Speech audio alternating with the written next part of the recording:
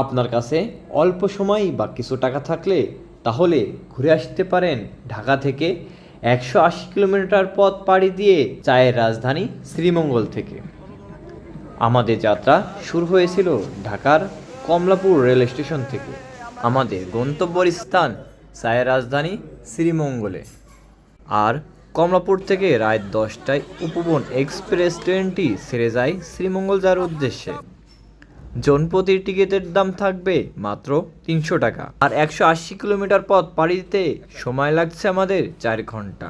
তখন রাত 2টা 30 মিনিটে এসে শ্রীমঙ্গল স্টেশনে পৌঁছালাম। ঢাকা থেকে ছেড়ে আসা উপবন এক্সপ্রেস কিছুক্ষণ আগেই শ্রীমঙ্গলে প্রবেশ করল।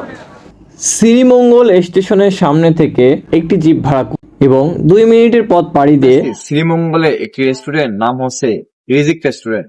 সকালে নাস্তা খাওয়ার পর আমাদের গন্তব্য এখান থেকে নাহারপুঞ্জি বা লাচুপন। লাচুপনের সৌন্দর্য ভিউ এবং আশেপাশে যত স্পট আছে আপনাদের ঘুরিয়ে দেখার চেষ্টা করব। শ্রীমঙ্গল রেল স্টেশন থেকে নামার পর দেখতে পাবেন অনেক জিপ আছে। এখান থেকে আলোচনার মাধ্যমে আপনারা জিপ ভাড়া নেবেন। অবশ্যই দামাদামি করে জিপটা ভাড়া করবেন, কেননা এখানে বাধ্যতামূলক কোনো প্রাইস ধরা না। আমরা শ্রীমঙ্গল থেকে স্টেশন পাশে অনেক জিপ দেখতে পারবেন, তাদের সাথে দামাদামি করে আমরা জিপ ভাড়া নিতে পারেন। আমাদের অল্প মূল্য হলেও, আমার বেশি মূল্য হলেও আপনারা অবশ্যই ভাড়া করে নেবেন। প্রতিটা জিপ 3000 থেকে 4000 প্রাইস রেখে থাকে, এর কমও আছে। শুক্রবার শনিবারের সময় বেঁধে ভাড়ার দাম বেশি রাখে। চলেন ভিডিওটা শুরু করা যাক।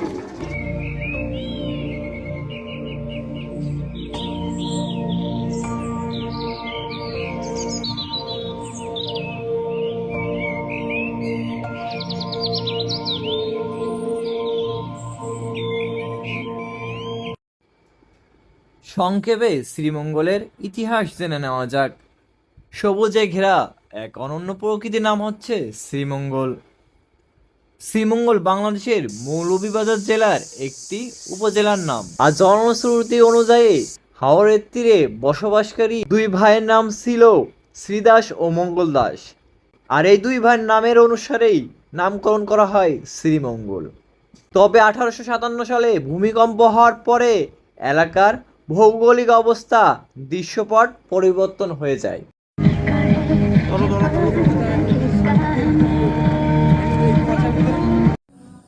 আমরা বর্তমানে আছি শ্রীমঙ্গলের একটি চা বাগানে। আমরা এখানে দেখতে পাচ্ছি খুবই সুন্দর একটি ভিউ। বেশ কিছু সময় পর আমরা লাচুবনের কাছাকাছি চলে এসেছি। এই জায়গাটার নাম হচ্ছে নাহার টি, সেই হিসেবে নামকরণ করা হয় Nahar tea garden. Hello everyone, এখানে যে যে রাস্তাটি দেখতে পাচ্ছেন প্রায় 10 তলা উপরে এই হেঁটে উঠতে হচ্ছে আর কি। কিন্তু অনেক পথ ক্লান্তি আসার কারণে আমাদের প্রায় এনার্জিটা শেষের পথে এসেছে। আপনারা যখন যাবেন তখন অবশ্যই কিছু খাবার নিয়ে যাবেন, আর হচ্ছে সাথে রাখবেন পানি। এখানে আসার আগে অবশ্যই একটি গাইড সঙ্গে নেবেন। আমাদের যিনি গাইড দিয়ে নিয়ে আসছে চন্দন দা, এখানে স্থানীয় বাসিন্দা আর কি। আপনারা যদি আছেন অবশ্যই বাসার সাথে যোগাযোগ করবেন। চন্দন দা যার পথে নাহার চা বাগান প্রাথমিক বিদ্যালয় দেখতে। এখানে একটা পুঞ্জি দেখা যাচ্ছে। এখানে যত বড় বড় দেখতে পাচ্ছেন, এরা বছরের পানি জমায় রাখায়। এখানে যেসব পঞ্জি আছে তাদের নিজস্ব গাড়ি রয়েছে, চলাচলের জন্য তাদের গাড়ি ব্যবহার করা হয়, কারণ এখানে অন্য কোনো গাড়ি চলাচল করে না। এখানে পাথর সিঁড়িপথ দিয়ে যাচ্ছি আর আমরা কি, ঠিক আছে? হ্যাঁ, সেই পাথরের অভিজ্ঞতা আবার আমরা অর্জন করতে চলেছি। হ্যাঁ, এই শ্যাদলা ভাই ওই জায়গায় যায় না ভাই, এই জায়গায় যাচ্ছ আমরা। তুমি কিছু বলো। এত ঠান্ডা পানি। এই সেই ঝিরিপথ।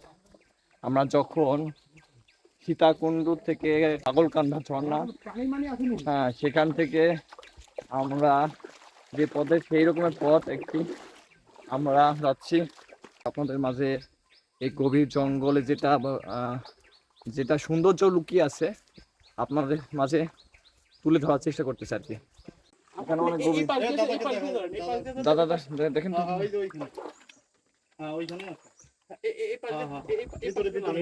হ্যাঁ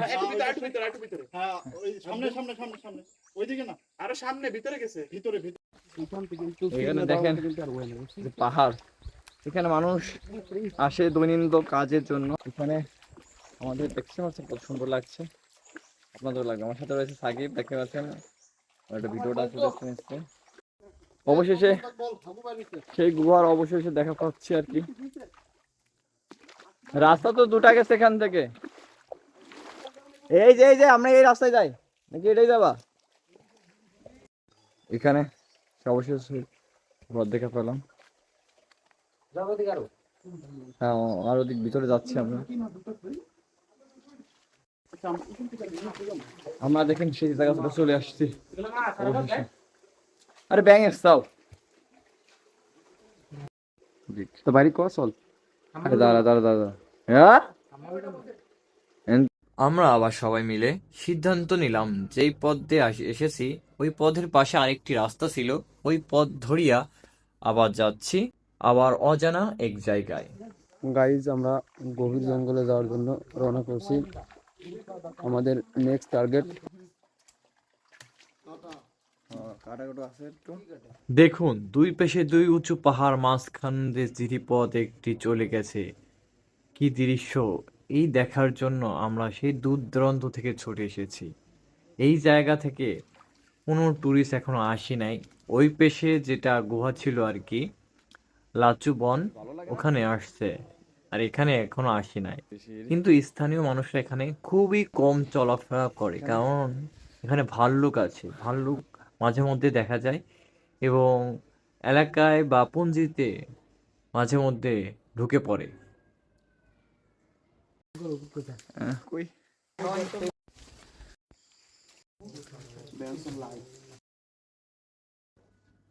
লাচু বনের সৌন্দর্য ও প্রকৃতির সাথে কিছু সময় পার করার পর আমাদের পরবর্তী স্থান, যেখানে লাবার গাছ রয়েছে, যে গাছ থেকে লাবার চাষ করা হয়, এবং এর পাশে সুন্দর একটি আমাদের এই শ্রীমঙ্গলের বুক জুড়ে মিনি সুইজারল্যান্ড রয়েছে। আজ আমরা চায়ের রাজধানী শ্রীমঙ্গল থেকে বিদায় নিচ্ছি। সবাই ভালো থাকেন, সুস্থ থাকেন, আল্লাহ হাফেজ। দেখা হচ্ছে কোনো এক পরবর্তী ভিডিওতে। এই পর্যন্ত আমাদের সাথে থাকার জন্য আপনাকে অসংখ্য ধন্যবাদ। বন্ধু, জীবনে বড় হয়ে একটি কথা মনে পড়ে গেল, জীবনে অর্থই মূল্য আছে কিন্তু অর্থই সব নয়।